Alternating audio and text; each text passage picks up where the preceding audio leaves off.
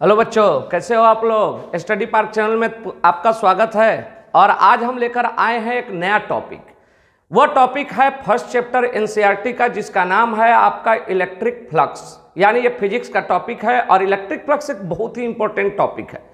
इससे रिलेटेड आपका न्यूमेरिकल देखेंगे, कुछ थ्योरी देखेंगे, न्यूमेरिकल देखेंगे और इससे प्रीवियस एनसीईआरटी के इससे प्रीवियस न्यूमेरिकल जो आप लोग नहीं बनाए हो वो न्यूमेरिकल के लिए आपका डिस्क्रिप्शन में जाएं, वहां पर लिंक है और उसको ओपन करें और पीछे का वीडियो लेक्चर देखकर आप उसका न्यूमेरिकल सॉल्व कर सकते हो।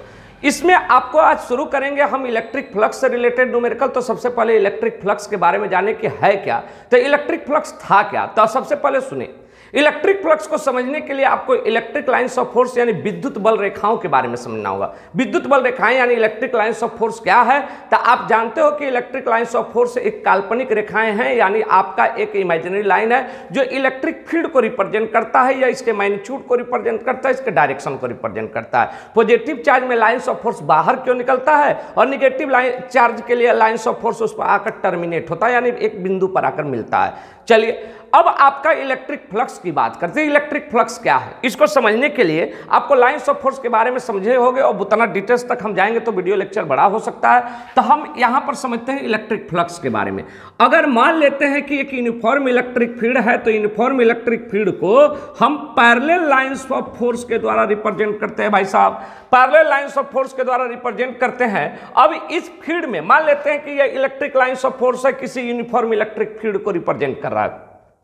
अब इस फील्ड में कोई सरफेस को मान लेते हैं, हमारे हथेली जो है वो सरफेस है, और इस सरफेस को अगर इस फील्ड में रखेंगे तो कुछ ना कुछ लाइंस ऑफ फोर्स इस सरफेस के प्लेन के परपेंडिकुलर पास करेगा।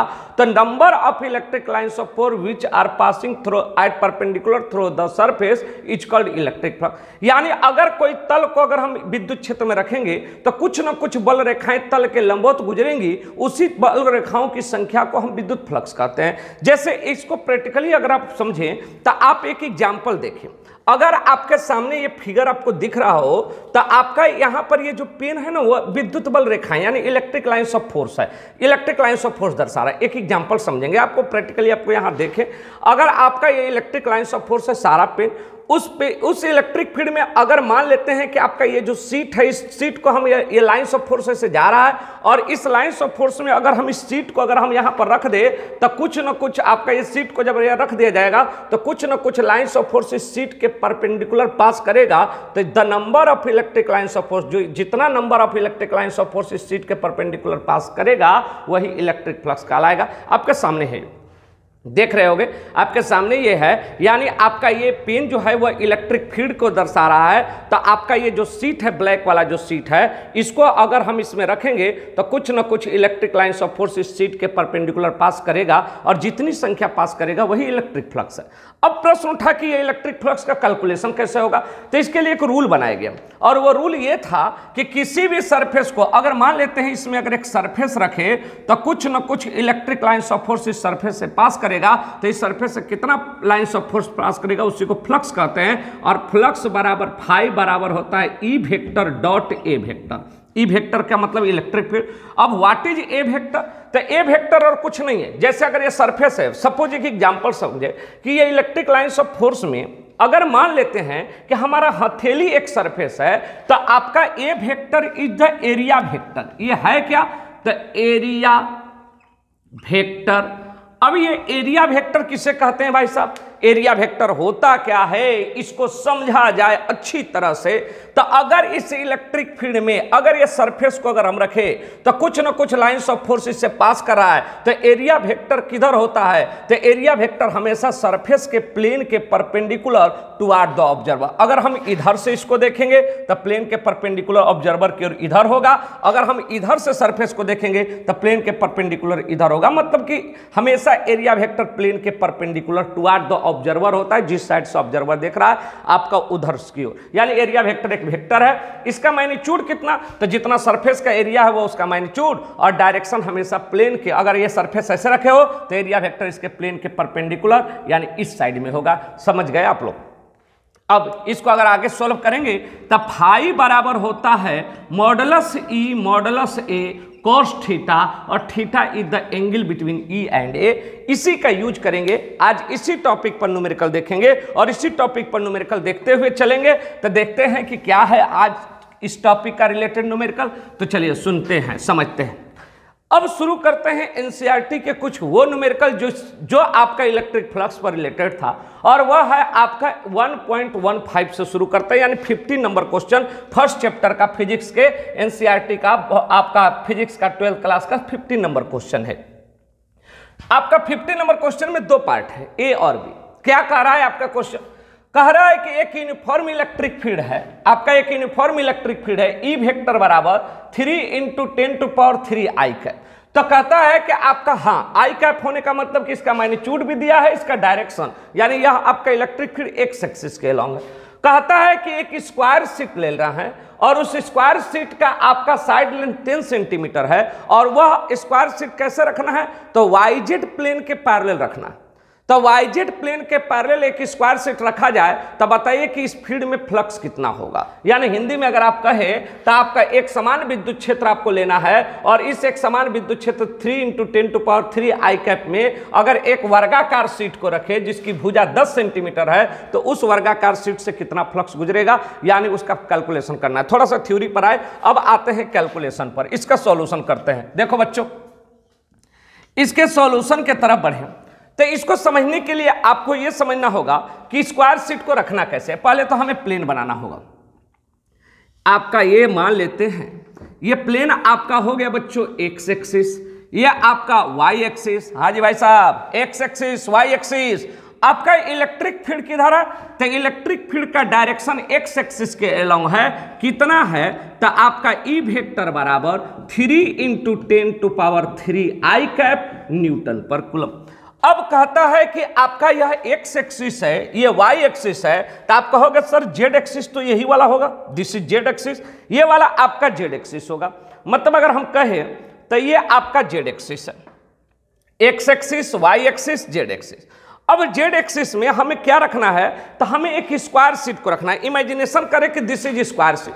अब ये स्क्वायर शीट को कैसे रखना है ना, इसका साइड लेंथ, अब स्क्वायर आप इमेजिनेशन कर लेंगे कि दिस इज स्क्वायर शीट, और ये स्क्वायर शीट को हमें वाईजेड प्लेन के पैरेलल रखना है। किसके? तो वाईजेड प्लेन के पैरेलल, वाईजेड तल के समानांतर रखना है। तो वाईजेड तल कौन होता है? तो एक्स और वाई को मिलाने वाले तल को एक्स वाई तल, वाई एक्सिस और जेड एक्सिस, ये वाला जेड एक्सिस होता है प्लेन के परपेंडिकुलर, इसको आपको वाई और जेड, यानी ये वाला वाई जेड प्लेन हो गया, यानी हमारा सरफेस जो है वह वाई जेड प्लेन में ऐसे रखा जाएगा। यानी वाई जेड प्लेन में हमारा सरफेस इस तरह रखा जाएगा। एक इमेजिनेशन करें, दिस इज प्लेन, एक स्क्वायर शीट है 10 सेंटीमीटर साइड लेंथ का, और 10 सेंटीमीटर साइड लेंथ के इस स्क्वायर शीट को वाई जेड प्लेन के पैरेलल रख दें। अब यह सरफेस वाईजेड प्लेन के पैरेलल हो गया, तो इसके एरिया वेक्टर पर अगर विचार करें तो एरिया वेक्टर हमेशा प्लेन के परपेंडिकुलर होता है। तो इस सरफेस पर अगर परपेंडिकुलर खींचिएगा तो ये तो एक्स के अलॉन्ग जाएगा बच्चों। किसके अलॉन्ग जाएगा? एक्स एक्सिस के अलॉन्ग जाएगा। यानी एरिया जो है, ये सरफेस भले ही वाई जेड प्लेन में है, लेकिन इसका एरिया वेक्टर भी एक्स एक्सिस के अलॉन्ग है। किसके अलॉन्ग है? एक्स एक्सिस के अलॉन्ग है। तो आपका E vector dot A vector, हमें एरिया नहीं चाहिए, एरिया वेक्टर चाहिए, और एरिया वेक्टर का भी डायरेक्शन अगर इस पर परपेंडिकुलर खींचोगे तो वो आपका एक्स के अलॉन्ग ही चलेगा। यानी एरिया वेक्टर भी और ई वेक्टर दोनों सेम डायरेक्शन में। तब ऐसे तो हम बना नहीं सकते बोर्ड पर, क्योंकि बोर्ड एक 2 डायमेंशनल आपका सब्सटेंस है। अब इस पर 3 डायमेंशनल बनाना है, तो चूंकि जेड एक्सिस को ऐसे नहीं खींचा जा सकता, तो जेड एक्सिस को हम लोग ऐसे खींच लेते हैं। यानी ये जेड एक्सिस को रिप्रेजेंट करे तो आपका इसका स्क्वायर शीट बनाता है। चलो एक स्क्वायर शीट बनाता, आपका एक स्क्वायर शीट। अब इस स्क्वायर शीट का साइड लेंथ आपका दिया है 10 सेंटीमीटर। अब ये भी तो 10 सेंटीमीटर होगा ना, चूंकि साइड लेंथ में सब लोग साइड लेंथ सबका सेम होता है स्क्वायर शीट का। ये आपका स्क्वायर शीट है। इमेजिनेशन करें, यह स्क्वायर शीट है वाईजेड प्लेन में। अब इस पर अगर एरिया वेक्टर देखेंगे तो प्लेन के परपेंडिकुलर खींचेंगे तो एरिया वेक्टर भी आगे की ओर, ये वाईजेड प्लेन है। सपोज आप इमेजिनेशन कर रहे हो ना, ये वास्तव में ऐसे नहीं है, वास्तव में ये जेड एक्सिस ऐसे है और वाईजेड प्लेन ऐसे है, और इस पर परपेंडिकुलर खींचेंगे तो आपका इस पर भी आपका परपेंडिकुलर एरिया वेक्टर किधर चलेगा? आगे की ओर। तो चलिए हम पहले ई वेक्टर तो दिया है एरिया, तो अब पहले एरिया निकालें। Since side length, side length मतलब भुजा की लंबाई, side length of square sheet, side length of square sheet is equal to 10 centimetre. इसको मीटर में बदलोगे 100 से डिवाइड करोगे तो 10 to power -1। Therefore area of square sheet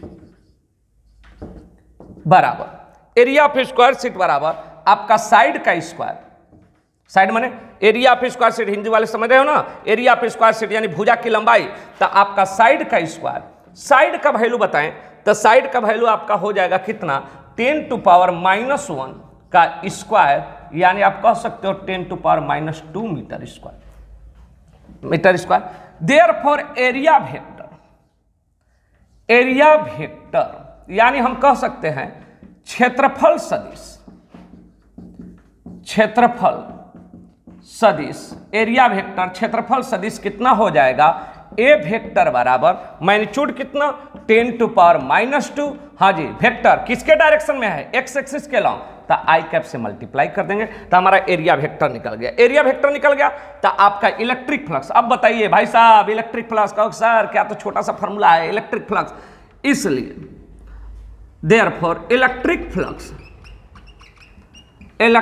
flux through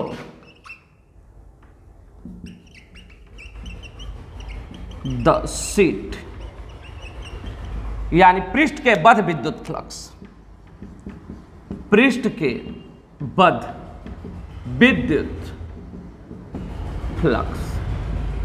के बद्ध विद्युत फ्लक्स कितना, सर बहुत ही आसान सा फॉर्मूला है, फाई इलेक्ट्रिक फ्लक्स फाई बराबर होता है E vector dot A vector, यानी फाई बराबर ई डॉट ए। भैया ई कितना दिया है बाबू, तो ई दिया है 3 into 10 to power 3 i cap. क्या बात है सर, आपका ए वेक्टर बहुत ही आसान सा टॉपिक है, 10 टू पावर -2 आई कैप।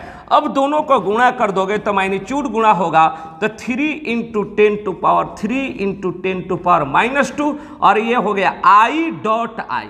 अब बताओ बच्चों, थोड़ा सा वेक्टर का यूज करो, I dot I. Sir 11th class को मत यूज करे, 11th क्लास से हम लोग भागे हुए हैं, 12th में आए, कोई बात नहीं, थोड़ा सा तो यूज करना ही पड़ेगा, मामूली सा, थोड़ा सा भागना नहीं, थोड़ा सा यूज करेंगे। आई डॉट आई का वैल्यू कितना होता है, 1। सिमिलर यूनिट वेक्टर का डॉट प्रोडक्ट 1 होता है, तब फाई बराबर हो जाएगा, आप गुणा करोगे तो 3 - 2 1 हो जाएगा, 10 टू पावर 1 3 में गुणा होगा तो 30, और आई डॉट आई का वैल्यू 130 आपका न्यूटन मीटर स्क्वायर पर कूलम। छोटा सा एग्जाम्पल, छोटा सा आपका टॉपिक, यह इलेक्ट्रिक फ्लक्स का हो गया। जब आपका सरफेस जो है वाई जेड प्लेन के पैरेलल होगा तब इस तरह से आप बनाएंगे। राइट डाउन करें, इसके बाद अगले टॉपिक की ओर बढ़ें। चलिए आइए अगले क्वेश्चन की ओर बढ़ें, और अगला क्वेश्चन आपका जो है वो फर्स्ट, यानी आपका 50 नंबर क्वेश्चन में आपका 2 पार्ट था, तो पहला पार्ट आपने अभी देखा, अब सेकंड पार्ट का था। हमें इलेक्ट्रिक फील्ड वही है, सीट भी वही है, 10 सेंटीमीटर साइड लेंथ वाला स्क्वायर सीट है, यानी 10 सेंटीमीटर भुजा वाला एक वर्ग है। लेकिन अब क्या कह रहा है, पहले क्वेश्चन और इस क्वेश्चन में अंतर यह है कि पहले क्वेश्चन में हमारा जो प्लेन था ना, स्क्वायर सीट था, वो वाई जेड प्लेन में रखा गया था ना, वाई जेड तल में रखा गया था, ठीक, वाई जेड तल में आपका रखा गया था। तो अब यहां पर आपको क्या दिया गया है बच्चों, यहां पर आपका क्वेश्चन थोड़ा सा बदला है, देखिए समझने का प्रयास करिए। ये आपका हो गया क्या बोलते हैं, एक्स एक्सिस, ये वाई एक्सिस हो गया बच्चों। चलिए भाई साहब, एक्स एक्सिस और वाई एक्सिस हो गया। अब देखिए, अगर हमारा प्लेन जो था उस समय, अगर हम बात करें कि ये प्लेन था, वो प्लेन आपका अगर एक्स एक्सिस वाई एक्सिस ये जेड एक्सिस, तब प्लेन हमारा वाई जेड प्लेन में था, वाई जेड यानी स्क्वायर शीट जो था ना वो वाई जेड प्लेन में था। अब कहता है कि स्क्वायर शीट पर जो परपेंडिकुलर है ना, जब वाई जेड, देखो ना, देखो बच्चों, ये जेड एक्सिस हो गया, ये वाला कौन एक्सिस हो गया, जेड एक्सिस। तो ये वाला जेड एक्सिस देखिए, एक्स एक्सिस वाई एक्सिस और ये वाला जेड एक्सिस, और इस पर जो अभिलंब है ना, गौर से देखना, वर्ग पर जो अभिलंब है ना, यानी इस पर नॉर्मल जो है ना वो नॉर्मल एक्स के लॉन्ग था। जब प्लेन वाई जेड में था, वाई जेड प्लेन में था, जब सीट स्क्वायर सीट, तो नॉर्मल जो था वो एक्स एक्सिस में था, इस पर अभिलंब एक्स एक्सिस में था। लेकिन अब कह रहा है कि तल का अभिलंब जो है एक्स अक्ष से 60 डिग्री कोण बनाता है, यानी नॉर्मल जो है एक्स से 60 डिग्री। तो अब बताइए, अभी जो नॉर्मल है वह एक्स एक्सिस के डायरेक्शन में है, तो एक्स एक्सिस में डायरेक्शन में ना हो, एक्स एक्सिस से ये नॉर्मल, देखिए इस प्लेन पर, इस सीट पर ये नॉर्मल जो है वह इससे एक्स एक्सिस से 60 डिग्री बनाने के लिए ये नॉर्मल को इधर झुकना होगा। तो जब इधर झुकेगा तो सीट भी तो ऐसे झुक जाएगा। तो जब सीट भी ऐसे झुकेगा बच्चों, तो यहाँ पर आपका ये हो गया सीट, यानी ये आप कह सकते हो कि ये आपका हो गया स्क्वायर सीट। एक इमेजिनेशन करेंगे, स्क्वायर सीट का इमेजिनेशन करेंगे। अब आपका इस पर जो नॉर्मल है ना, वो नॉर्मल यानी एरिया वेक्टर, इलेक्ट्रिक फील्ड किसके एलोंग है? तो आपके क्वेश्चन में दिया था इलेक्ट्रिक फील्ड एक्स एक्सिस के एलोंग है बच्चों, 3 × 10⁻³ आई कैप न्यूटन पर कूलम, और आपका ये एरिया वेक्टर जो है वह एक्स एक्सिस से 60 डिग्री कोण पर झुका है। देखिए सरफेस नहीं झुका है, सरफेस पर जो खींचा गया यानी नॉर्मल है ना, जो सरफेस का अभिलंब है, ये तल पर लंब खींचा गया है, वह जो आपका अभिलंब जो है वह एक्स एक्सिस से 60 डिग्री कोण बनाता है। तो कहता है बताइए इसके थ्रू इलेक्ट्रिक फ्लक्स कितना होगा, इसके थ्रू आपको इलेक्ट्रिक फ्लक्स कैलकुलेट करना है, बताना है। बहुत ही छोटा सा क्वेश्चन है, इलेक्ट्रिक फ्लक्स कितना होगा भैया, कितना होगा बाबू, इधर देखो। चलो इलेक्ट्रिक फ्लक्स निकालना। तो पहले स्क्वायर सीट का एरिया कितना था, तो area of square seat, area of square seat यानी वर्गाकार पृष्ठ का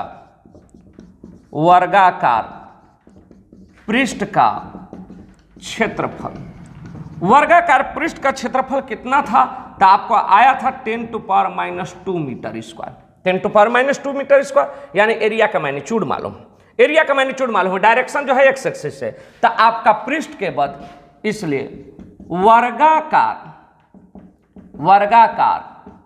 पृष्ठ के बद विद्युत फ्लक्स ना बच्चों, क्या बात है, विद्युत फ्लक्स फार्मूला तो एकदम क्लियर है, इलेक्ट्रिक फ्लक्स थ्रू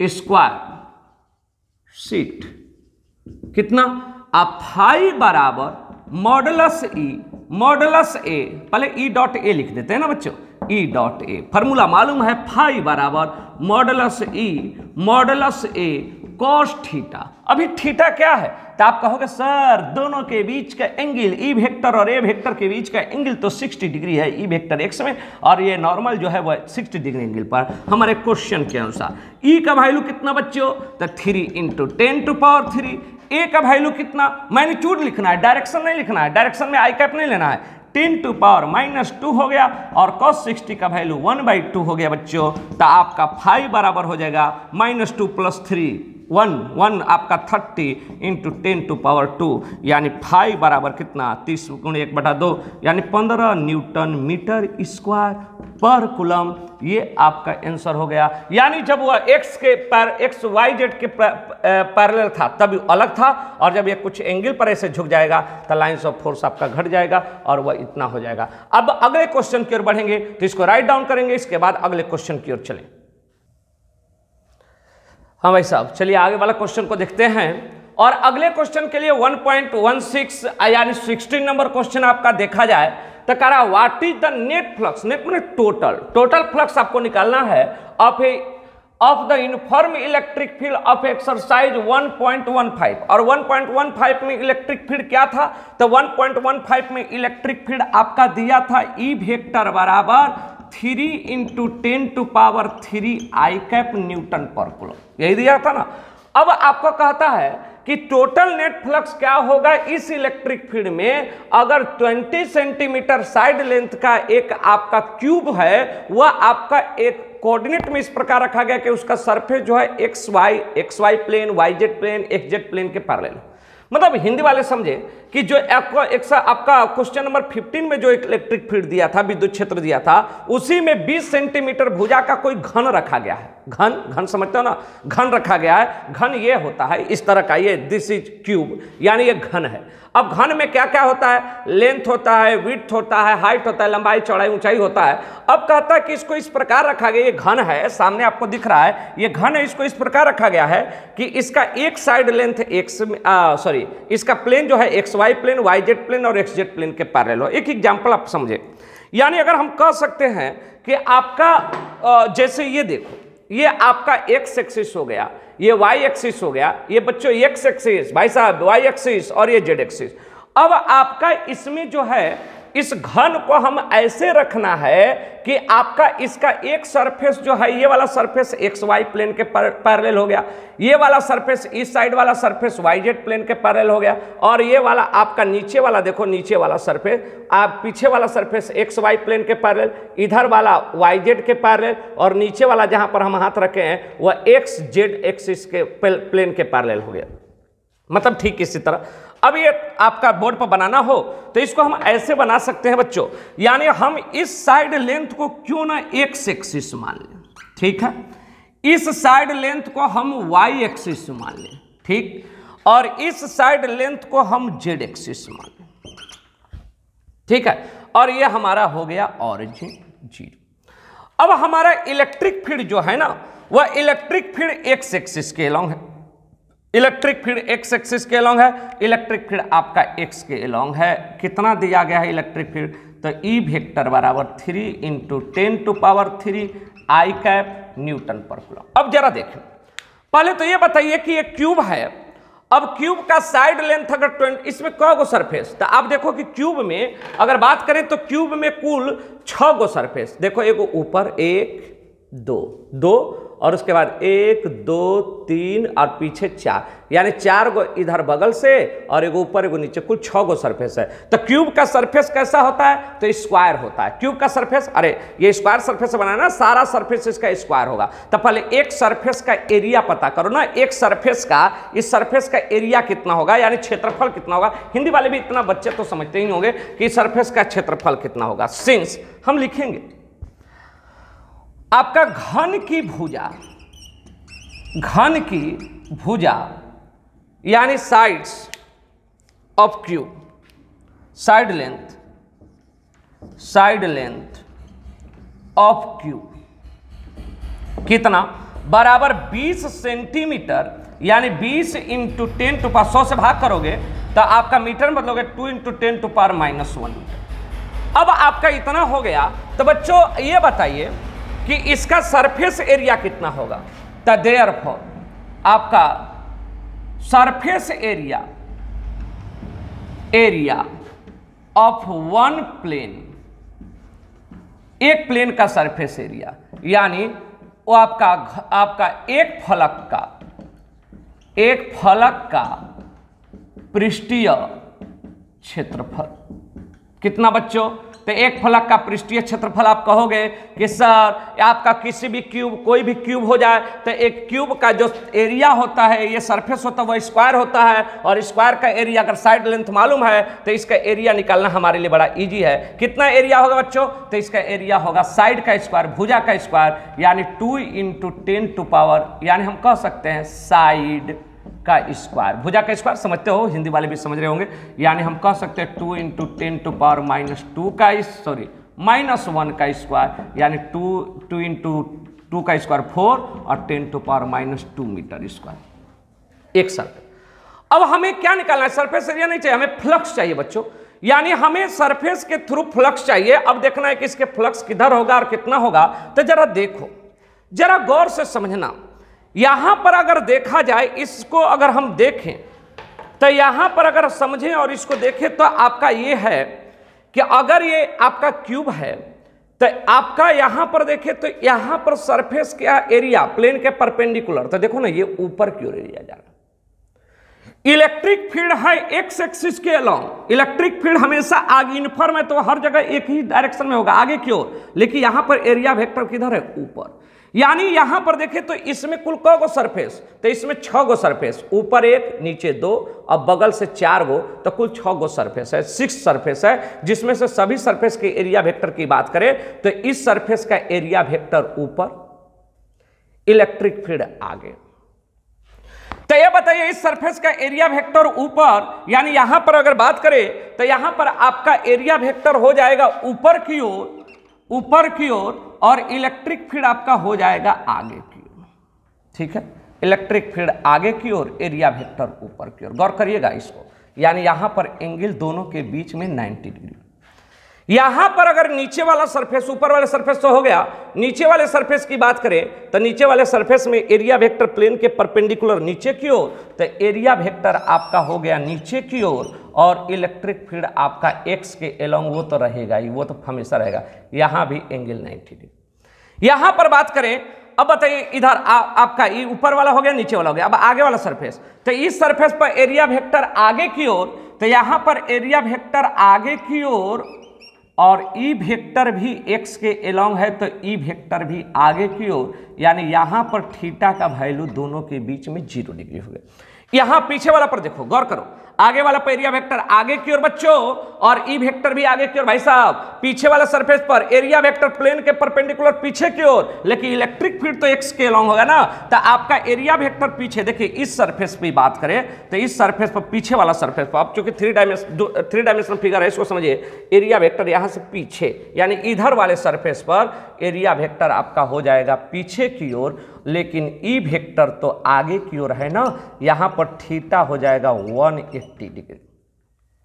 देखिए अब फ्लक्स का फॉर्मूला होता है फाई बराबर मॉडुलस ई मॉडुलस ए कॉस थीटा। बच्चों थीटा का वैल्यू, अब बताइए कि इस सरफेस पर ई और ए के बीच का एंगल 90 है, तो cos 90 का वैल्यू 0, तो यानी इस सरफेस के थ्रू देखिए लाइंस ऑफ फोर्स एक्स के लॉन्ग जा रहा है, लाइंस ऑफ फोर्स एक्स के लॉन्ग जा रहा है, तो एक्स के लॉन्ग जाने का मतलब इस सरफेस से इंटर करेगा और इधर वाले सरफेस से निकलेगा। बस यही 2 सरफेस आपका लाइंस ऑफ फोर्स पास करने के लिए यूज हो रहा है, न तो ये इसके थ्रू पास नहीं करेगा, इसके थ्रू पास नहीं करेगा, इसके थ्रू पास नहीं करेगा, इसके थ्रू पास नहीं करेगा, यानी इसके थ्रू फ्लक्स 0 होगा। प्रैक्टिकली थ्योरेटिकली सोचो तो क्यों नहीं 0 होगा, तो आपका एरिया वेक्टर ऊपर, ई वेक्टर आगे, दोनों के बीच का एंगल 90, तो जहां जहां एंगल 90 बनेगा वहां पर कोई फ्लक्स नहीं होगा। तो देखो यहां पर 90 बन रहा है, देखो इलेक्ट्रिक फील्ड में से आगे है, देख लेना इलेक्ट्रिक फील्ड में से आगे है, यहां पर एरिया वेक्टर ऊपर होने से 90 डिग्री, यहां पर नीचे होने से 90 डिग्री, यहां पर एरिया वेक्टर देखो इस साइड में इधर होने से, और इलेक्ट्रिक फील्ड आगे, एरिया वेक्टर इधर 90, इस साइड में इलेक्ट्रिक एरिया वेक्टर इधर की ओर, और इधर की ओर इस सरफेस पर एरिया वेक्टर इधर की ओर, इलेक्ट्रिक फील्ड आगे की ओर, यहां भी 90 डिग्री। बस आपका इलेक्ट्रिक फील्ड आपका यहां से बनेगा फ्लक्स और यहां से बनेगा, यही 2 आपका इलेक्ट्रिक फ्लक्स के लिए आपका यूज हो रहा है, यानी यही 2 सरफेस से केवल फ्लक्स होगा, बाकी 4 सरफेस से कोई फ्लक्स नहीं होगा। इस बात को आप गंभीरता से लेंगे। हाँ जी भाई साहब, आपको क्लियर हो रहा होगा। अब आते हैं इलेक्ट्रिक फ्लक्स, एरिया तो आपको मालूम हो गया। Therefore electric